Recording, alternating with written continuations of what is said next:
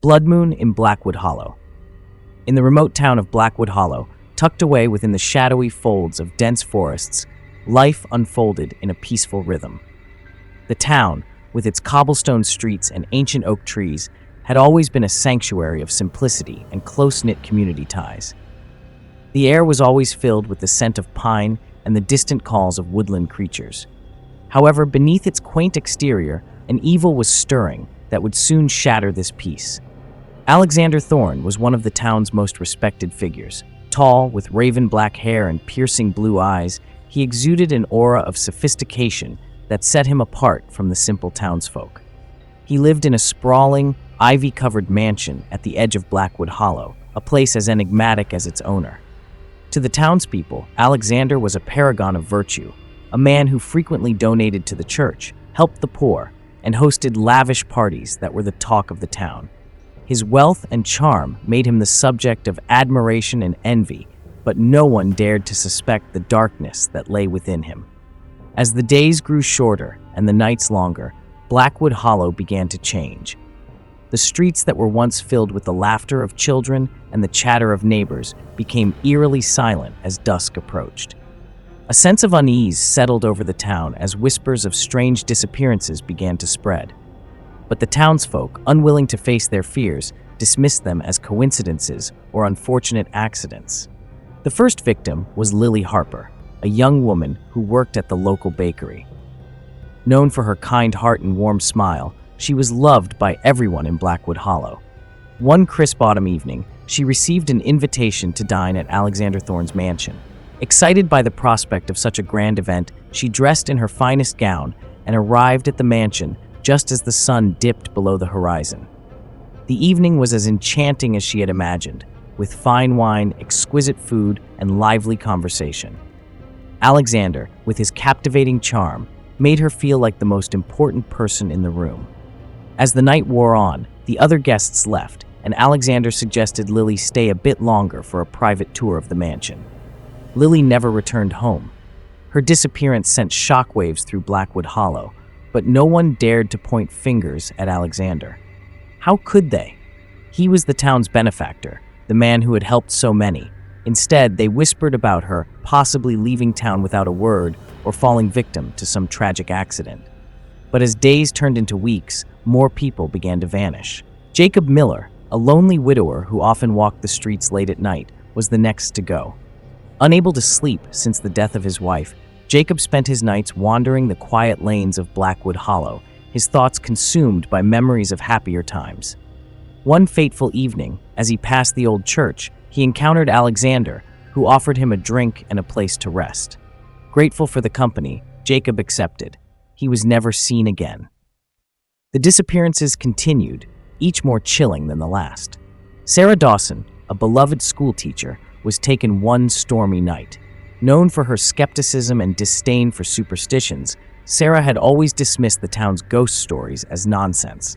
But when Alexander knocked on her door during a particularly fierce storm, claiming to have come to check on her well-being, she invited him in, oblivious to the danger she was in. She became the third to fall prey to his evil. The townsfolk grew increasingly uneasy, but fear kept them silent. How could they accuse a man like Alexander Thorn? His impeccable reputation shielded him from suspicion.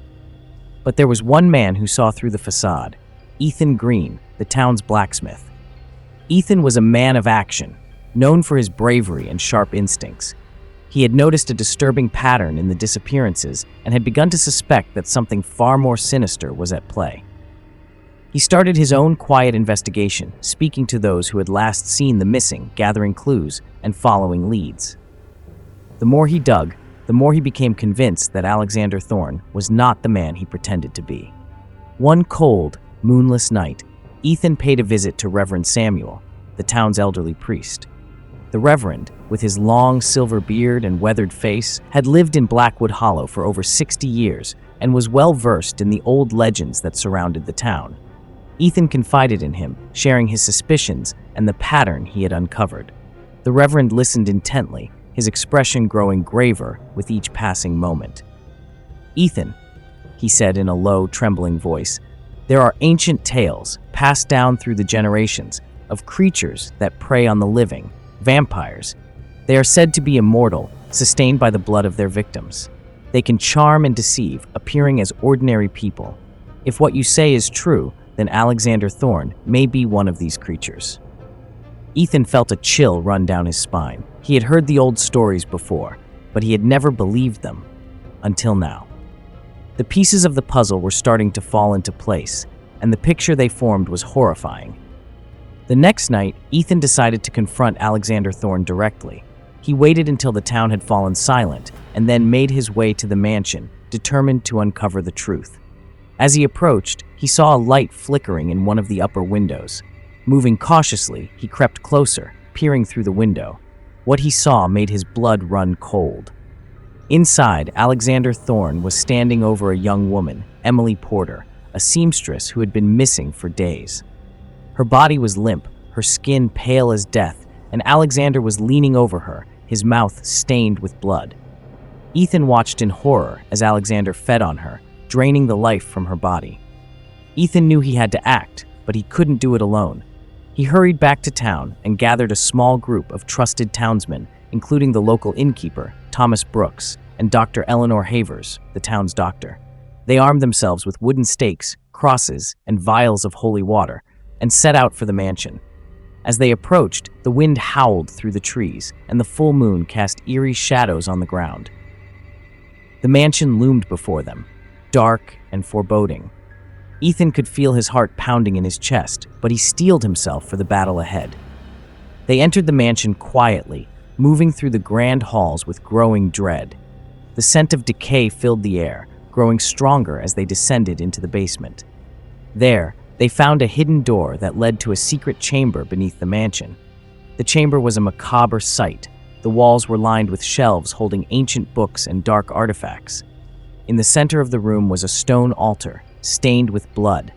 On the altar lay Emily, her lifeless body a testament to the horror that had unfolded there.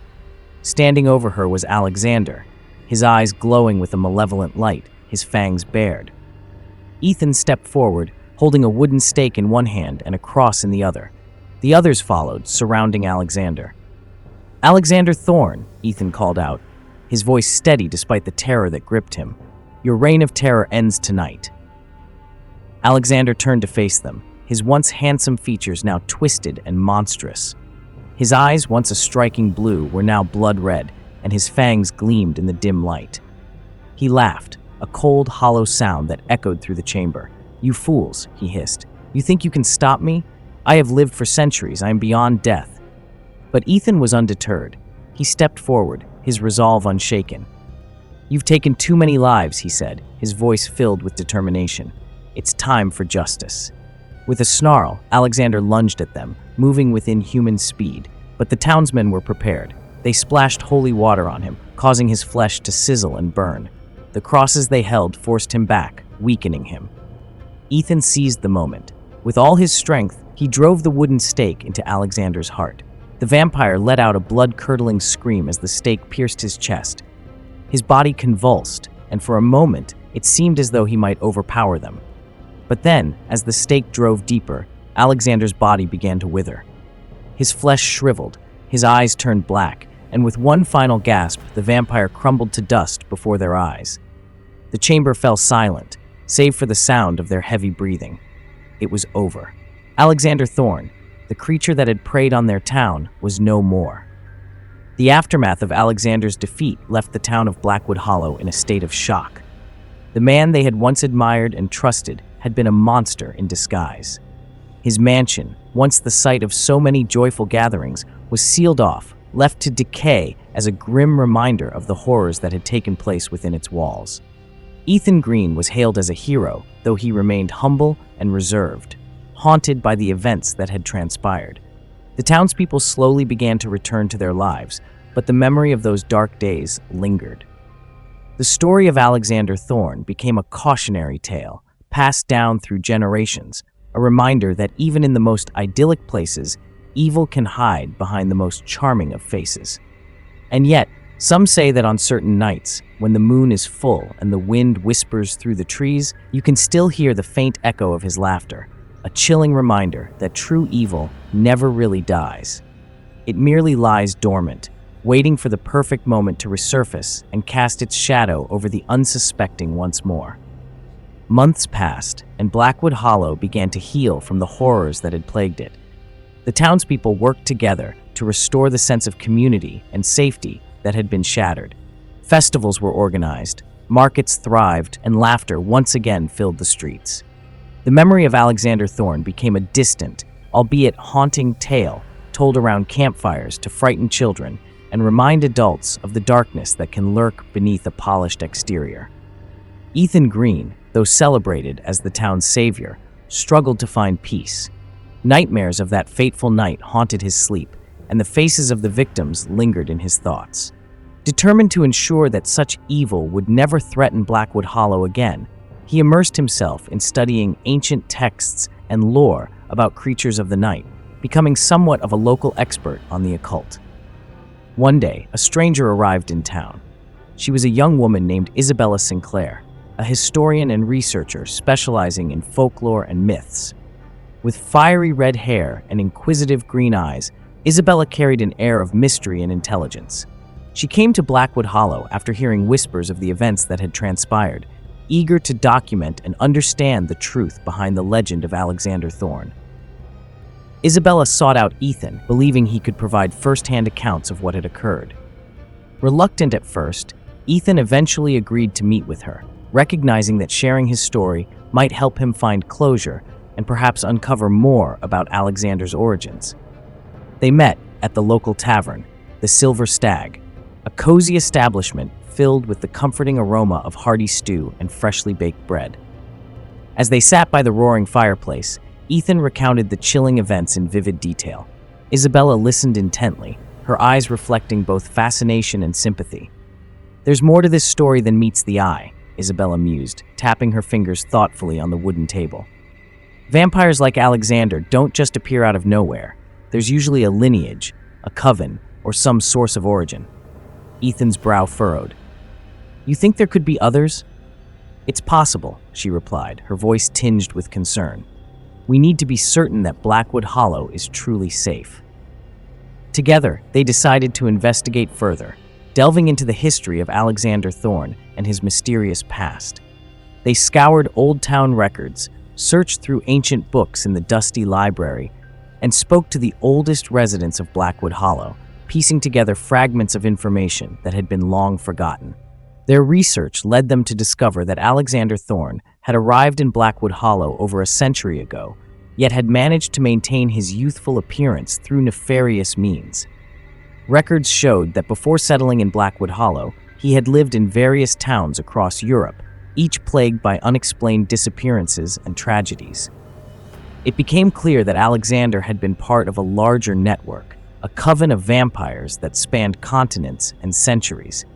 One evening, as Ethan and Isabella pored over old maps and documents in the library, a sudden gust of wind blew through the open window, extinguishing the candles and plunging the room into darkness. A chill settled in the air, and the faint sound of whispering filled the silence. Ethan quickly relit the candles, his eyes scanning the room for any sign of disturbance. "Did you hear that?" he asked, his voice tense. Isabella nodded, her face pale. "We're not alone." From the shadows emerged a figure cloaked in darkness, eyes glowing a sinister crimson. The stranger smirked, revealing sharp fangs that glinted in the candlelight. "So, you are the ones who vanquished our dear Alexander," the figure drawled, his voice smooth and mocking. He was reckless, drawing too much attention to himself. But rest assured, his death will not go unanswered. Ethan sprang to his feet, positioning himself protectively in front of Isabella. "Who are you?" he demanded, gripping a silver dagger he had started carrying since that dreadful night. The vampire stepped closer, his features becoming clearer, a man with slick-back dark hair and an aristocratic demeanor. "I am Sebastian Valois, leader of the Crimson Covenant. Alexander was one of ours, and you have meddled in affairs beyond your comprehension." Isabella's mind raced as she reached into her bag, fingers closing around a vial of holy water she had prepared. "We won't let you harm this town," she declared, her voice steady despite the fear coursing through her veins. Sebastian chuckled darkly. How quaint. Two mortals thinking they can stand against centuries of power. Without warning, he lunged forward with supernatural speed. Ethan reacted swiftly, slashing with his silver dagger, but Sebastian evaded the attack effortlessly, knocking Ethan to the ground with a powerful blow. Isabella threw the vial of holy water at Sebastian, the glass shattering against his chest and causing him to recoil in pain as his skin sizzled and burned. Seizing the opportunity, Ethan grabbed a nearby wooden chair, smashing it to create a makeshift stake. He advanced toward Sebastian, determination blazing in his eyes. The vampire, still reeling from the holy water, snarled and prepared to attack again. Just as the confrontation intensified, the library doors burst open, and Reverend Samuel entered, holding aloft a large, ornate cross. Behind him were several townsfolk, alerted by the commotion and armed with various improvised weapons. "The light of God repels you, creature of darkness," the Reverend proclaimed, his voice echoing through the room. The combined presence of the cross and the gathered townspeople seemed to weaken Sebastian further. He glared at them all, his eyes filled with hatred.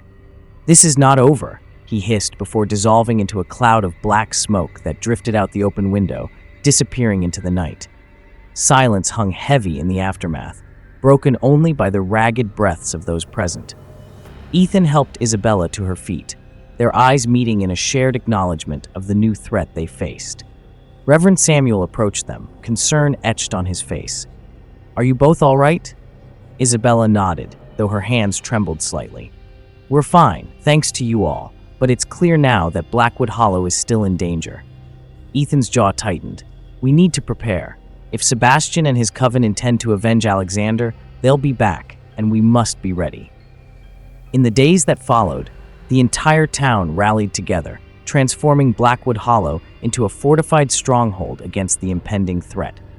They fortified homes with protective symbols, stocked up on supplies, and trained under Ethan's guidance to defend themselves. Isabella shared her knowledge of vampire lore, teaching the townspeople about their weaknesses and how to combat them effectively. The once peaceful town became a beacon of resilience and unity. Neighbors looked out for one another, and a network of watchmen was established to keep vigil during the night. The children were taught cautionary tales, instilling in them both fear and respect for the darkness. One night, as the full moon cast an eerie glow over Blackwood Hollow, distant howls and unsettling noises echoed from the surrounding forest. The townspeople gathered in the central square, weapons in hand and hearts pounding.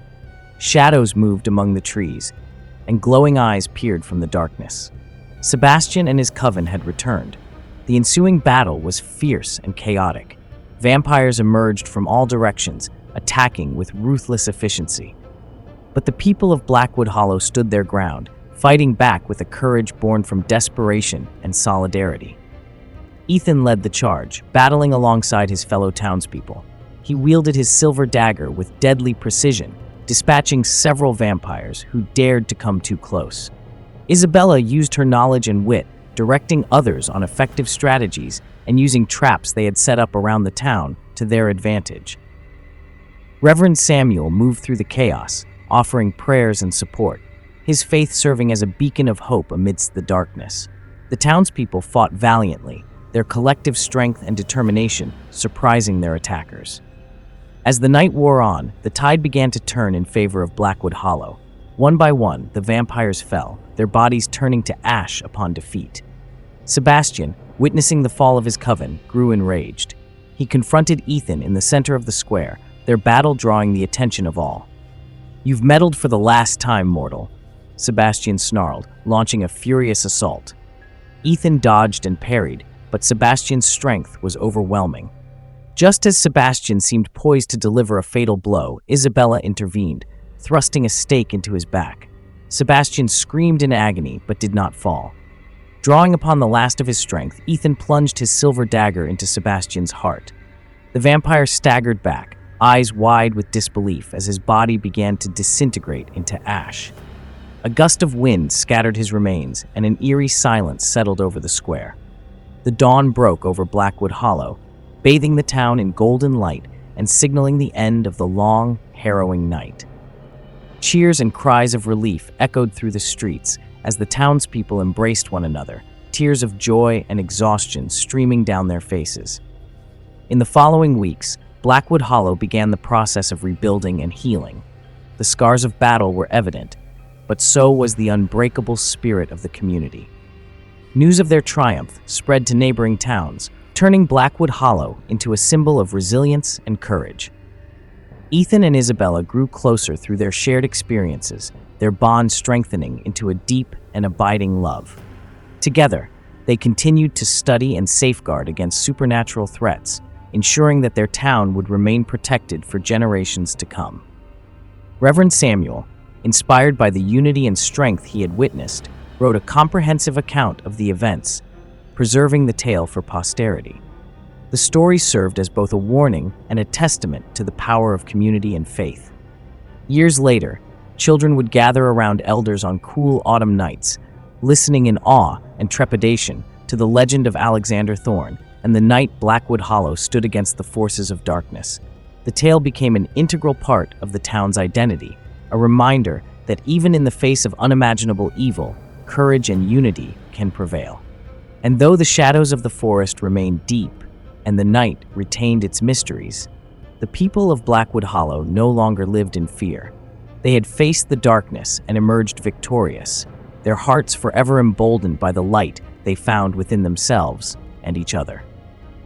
Yet, on nights when the wind rustled through the Blackwood trees and the moon hung low and crimson in the sky, some claimed to feel a lingering presence, a chill that whispered of past horrors and hinted at unseen threats.